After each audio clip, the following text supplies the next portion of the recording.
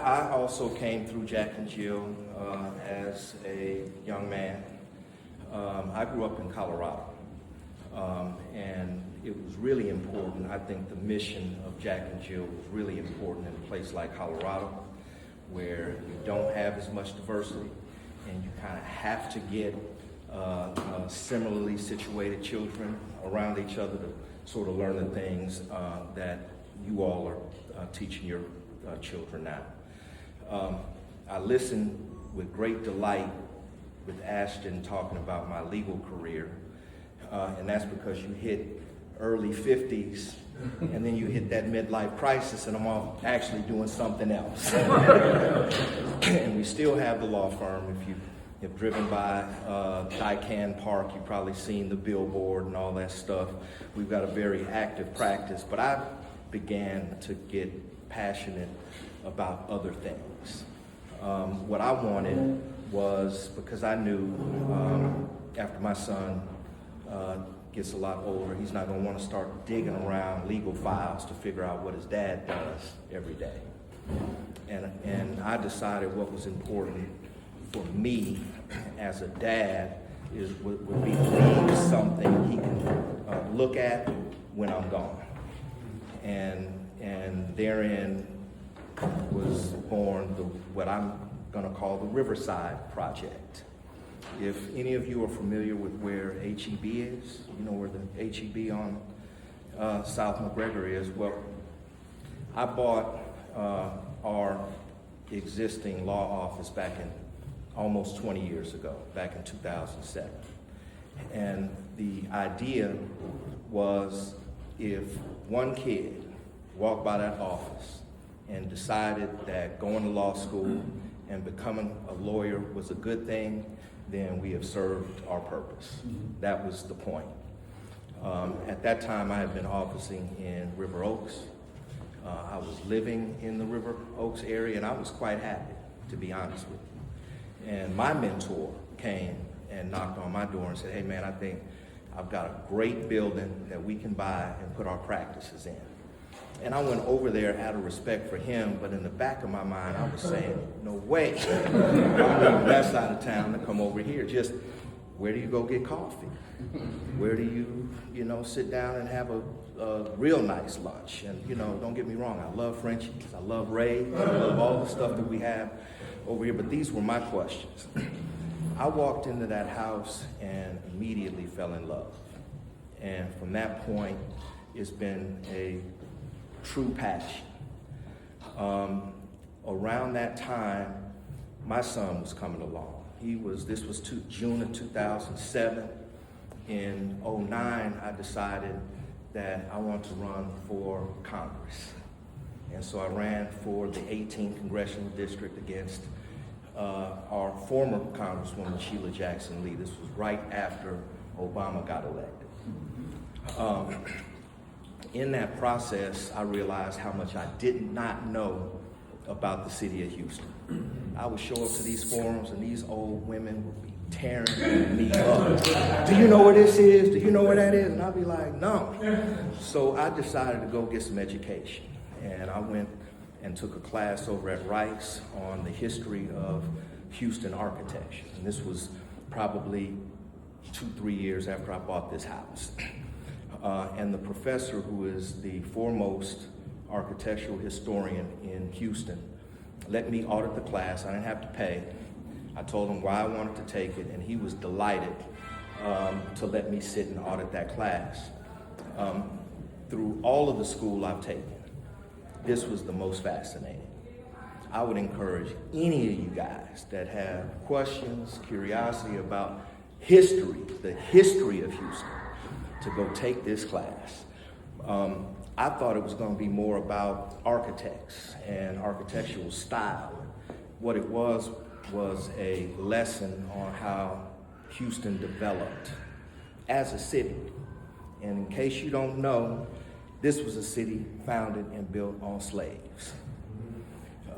It was a city that at a point in time was one of the richest in the world, because of the amount of cotton that's being produced, right? Sienna Plantation and down 288. Houston by the end of slavery, was the world's leading exporter of cotton in the world. And so if you ask yourself why there's so many black people here still, it's because it took that much labor to plant and pull and cultivate all that cotton. And still today, Texas is 9th in the world in cotton production. So we're sitting at ground zero.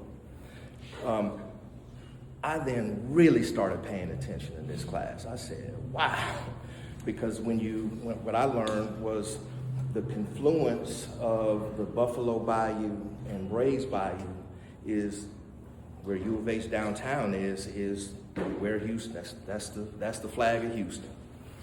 And they chose that spot because that was the furthest north they can get steamship to go do a U-turn and go right back out of Galveston.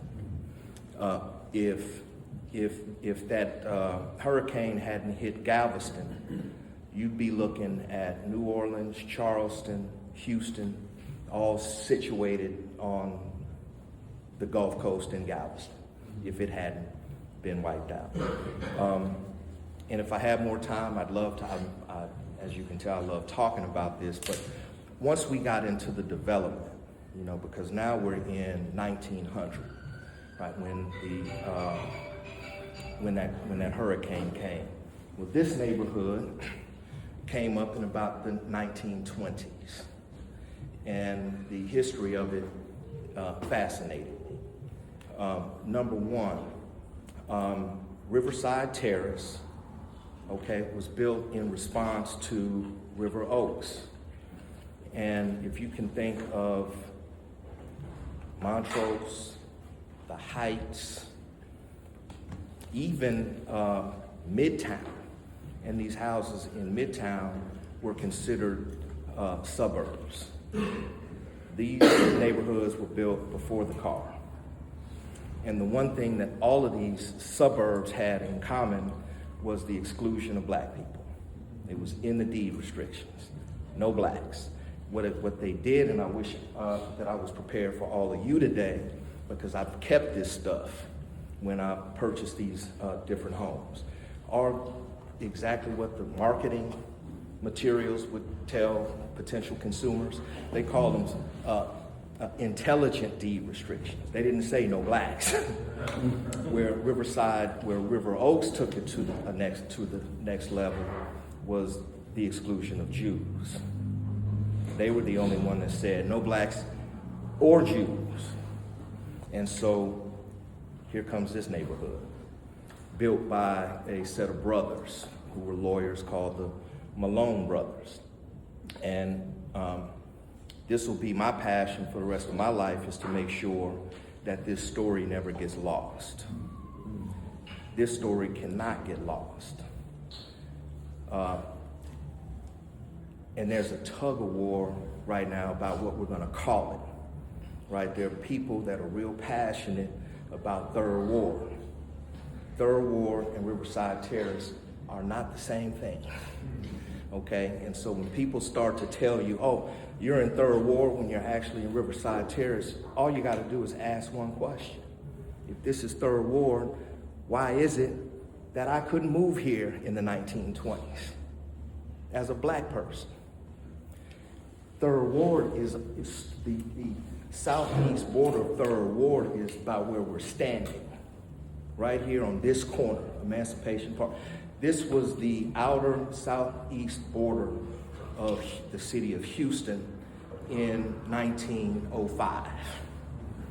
And the reason that's important is because wards were not geographic areas. They were city council districts. Houston had 4 wards, a mayor and 4 wards. So it was a quadrant.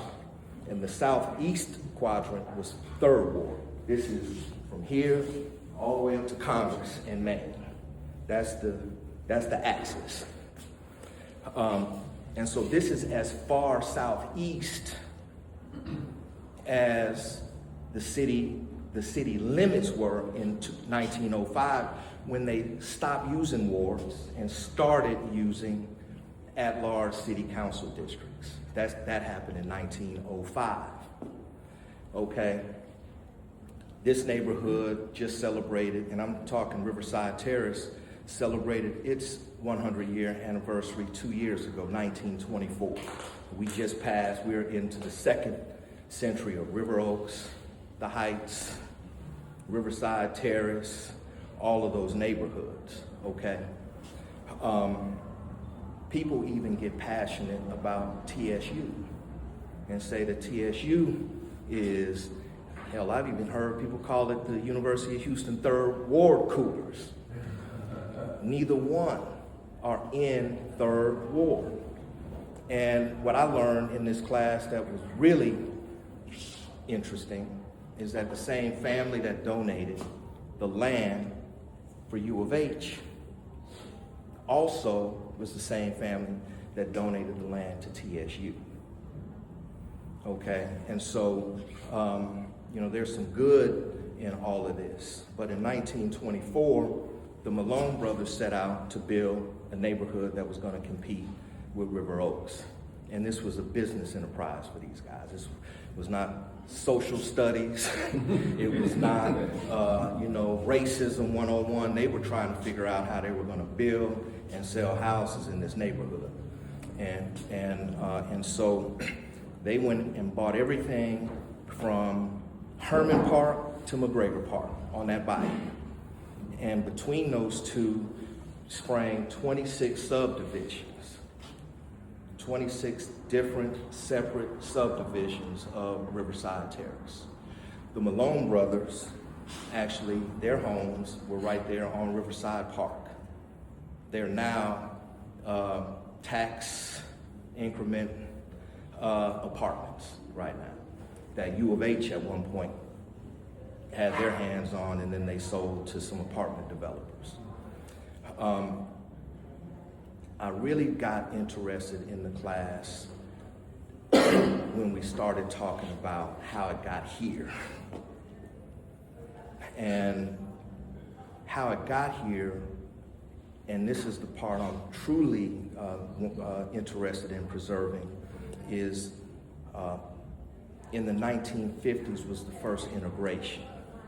So we went 30 years with no blacks living in Riverside Terrace, none. And one day, a cattle rancher sent his white secretary in to do a straw purchase of a home back here on Roseneath. There's a whole documentary about this called This Is Our Home, It's Not For Sale. I encourage you to watch it. And this is why this is so important. When the neighborhood found out that a black man had bought this house, they went crazy. Bombed the house, set the house on fire. Brother still didn't leave. So then they sued him and lost. They sued him saying, well, he's in violation of these deed restrictions. And then the court took the opportunity to say, yeah, but you're in a public forum asking the public to enforce these private deed restrictions, which we're going to decline to do. And not only were these deed restrictions struck, but all of them across the United States were struck on a case born right down the street. So when we just stick Third Ward on as a tag, what we're doing is excusing the very discrimination that motivated this neighborhood to be built, which were Jewish people pissed off that they couldn't move to River Oaks, cannot get a free pass when you sold these houses for pennies on the dollar because you didn't want to have black neighbors. That's what began happening in the 50s. And for those that couldn't sell their houses for pennies on the dollar, they would do things like build motel rooms. I got one on my street, the Ladette Motel. It's a red building on Riverside. Go check it out sometime. That's how this neighborhood got into decline. Some would have you believe, oh, it's because black folks started moving in. Well, that's partially true, but we didn't own anything. They owned it all. And and because of the economics, either they sold for pennies on the dollar or subdivided into duplexes, fourplexes, motels, or now we have what we have. And even now, Riverside Terrace is only about 55% African American. So it's still not correct to call it. It's okay, bro. This is my son, so I don't even know how.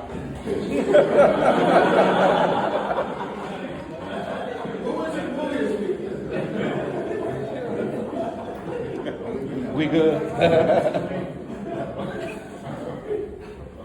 So it's still not accurate to call it a historically black neighborhood. It's not. It's probably one of the more closer examples to a historically diverse neighborhood. This is free. I was jamming Mike all day yesterday.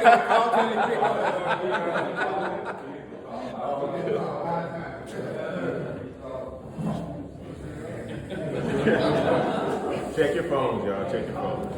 So it really wasn't until I learned all this that I got the passion. You know, at this point I was thinking law firm, and now I'm like, okay, I got my hands on a piece of history.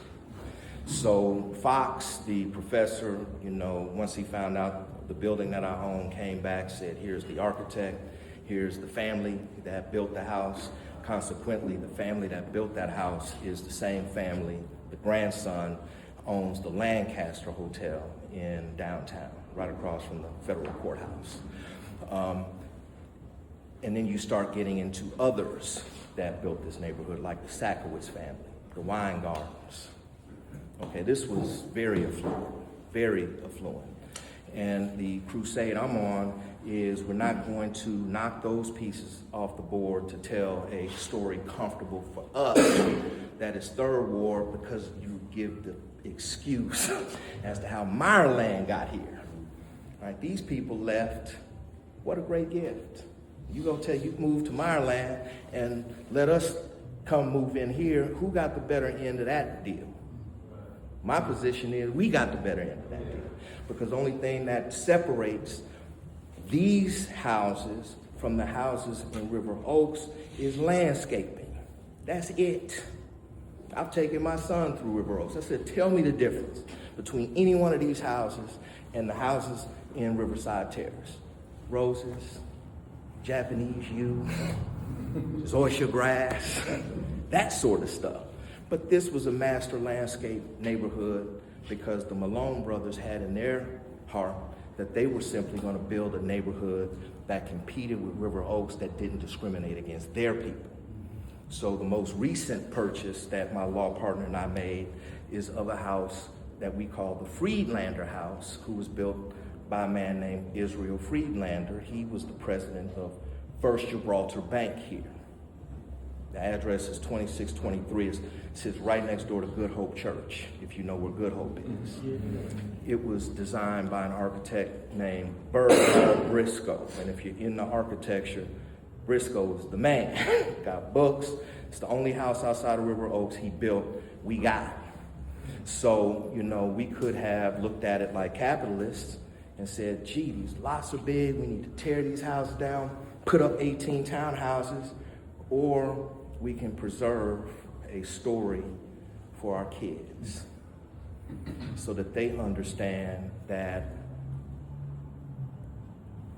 and this is just my true belief, and me and my friend were up here talking about it earlier about DEI and all that stuff.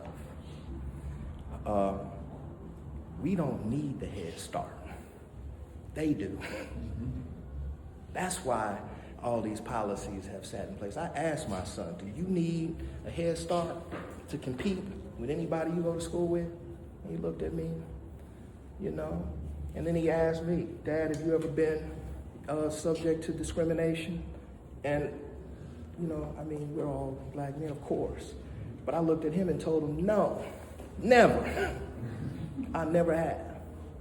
Because sometimes you're gonna run across an asshole that's just an asshole to everybody. I can't assume that it has anything. But furthermore, that's their handicap. That's not your handicap. Because they want to devalue your talents. You know what you got. And so this has really been, Riverside has been for me, a way to express artistically, because there is some arts to the practice of law, but it's a little more technical than TV shows you. You spend a lot of time reading real technical rules and things like that. And so this was a way for me to express art, but more so for me to do something that's going to survive me, and hopefully something that'll survive my children, and something that'll be there, and something that we can be very proud about. There's a brother by the name of O.W. Gurley. Y'all know who that is? Gurley is the man that packed up and moved and bought the 40 acres in Tulsa. This is Black Wall Street. And it ended up with it being 2 40-acre tracts that he bought. The first was meant for commerce. The very first thing Gurley built on that 40 acres was a rooming house, hotel. The very first thing he built. Then banks, then art galleries and insurance companies and law firms and doctor offices, and all of that stuff sprang from that. And so when people look at me and want to give me some sort of credit, I ask for none of that. You know, first and foremost, I give all glory to God, but all of this has been done before. 100 years ago was a black man doing something very similar before.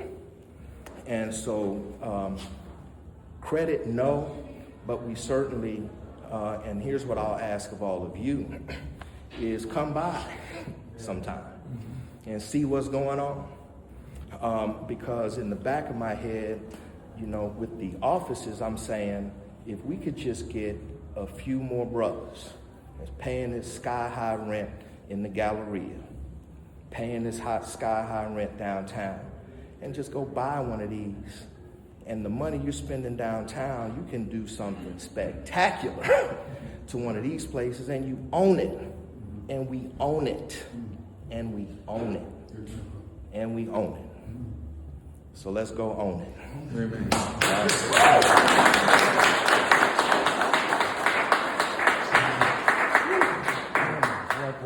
Black Wall Street, man, that was very, very empowering, motivating. Thank you, Brother Roberts, man, that was awesome. All right, so our next speaker is Dr. Samuels. I will not attempt to read this bio because it's a bunch of long words. I'm not even ready to fumble over. But I will introduce Dr. Samuels. We met probably around 2021, right before COVID. Her son and my son, they played baseball together at Elias. And so she's been in the community for a while, and we've been knowing each other for a good while. And one day, I knew what Terry did because we were at a baseball game and they had a taco party. Remember the taco party?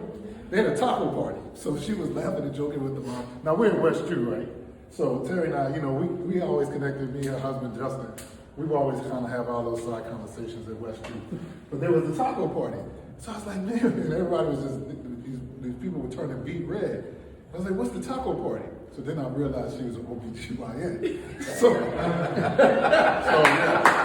today. Took a minute. But anyway, so then later on, you know, we were talking, and I think I was at their house, and she was just getting on me about probably like what I was doing and my lifestyle and as far as health. And then I realized that she was talking about like low testosterone.